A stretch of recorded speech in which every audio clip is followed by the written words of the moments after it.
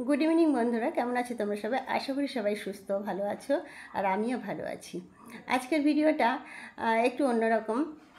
সেদিন দেখলাম সকালবেলা স্বামী স্ত্রীতে পান্তা ভাত খাওয়া নিয়ে বিশাল ঝগড়া লেগে গেছে। স্বামী বলছে, দেখো অনেকটা তো পান্তা ভাত আছে, তুমি আলু বা ডিম ভাজো, আমাদের দুজনের সকালে টিফিনটা হয়ে যাবে। বউ তাতেই বলছে, না তুমি তো জানো আমি পান্তা ভাত খেতে ভালোবাসি না, আমি খাবো না। বলছে, তাহলে কী হবে, এতগুলো ভাত নষ্ট হবে?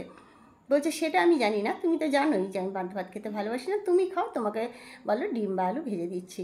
তো একই কথা বারবার রিপিট করা হচ্ছে, করাতে বউ খুব রেগে গেল, এই নিয়ে তুমুল অশান্তি হয়ে গেল পান্তা ভাত খাওয়া নিয়ে। তখন সে কী করলো, বললো দাঁড়াও ভাতটাকে আমি কমিয়ে দিচ্ছি। বললো কী করবো? বললো দেখোই না কী করছি। ভাতের থালাটা নিয়ে গেল, নিয়ে গিয়ে কলপাড়ের চাতালে, বাইরে নিয়ে গিয়ে কলপাড়ের চাতালে অর্ধেকেরও বেশি ভাত ফেলে দিয়ে আসলো। ফেলে দিয়ে এসে বললো, এই নাও, এবার তো তুমি এইটুকুতে খেতে পারবা। বললো, তুমি এতগুলো ভাত ফেলে আসলা। বলছে, তাহলে কি করব? তুমি বারবারই বলছো আমি এতগুলো খেতে পারবো না, জানো আমি খেতে ভালোবাসি না, তাও তুমি একই কথাই আমাকে বারবার বলছো। এরকম করলো।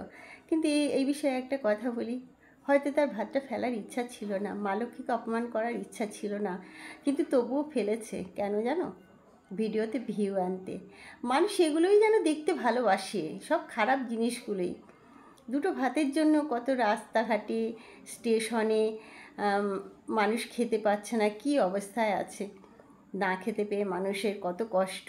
আর এই সাদা ভাতটা যে ঢেলে রেখে আসলো, এটা না খাবে কুকুরে, না খাবে বিড়ালে। বিড়াল তো মুখের স্বাদ, সে মাছ আর দুধ ছাড়া খেতেই চায় না। কুকুরেও তরকারি দিয়ে ভাত মেখে দিলে খেতে চায় না, ওদেরও কিন্তু মাছই চাই, মাছের কাঁটা টাটা দিয়ে মেখে দিলে ওরা খেতে ভালোবাসে। তো এই বিষয়ে একটাই কথা বলতে চাই যে, হে মা লক্ষ্মী, ওরা অবুঝ, ওদের ক্ষমা করো, কিছু আর বলার নেই। ভিডিওটা ভালো লাগলে লাইক কমেন্ট শেয়ার সাবস্ক্রাইব করে পাশে থাকার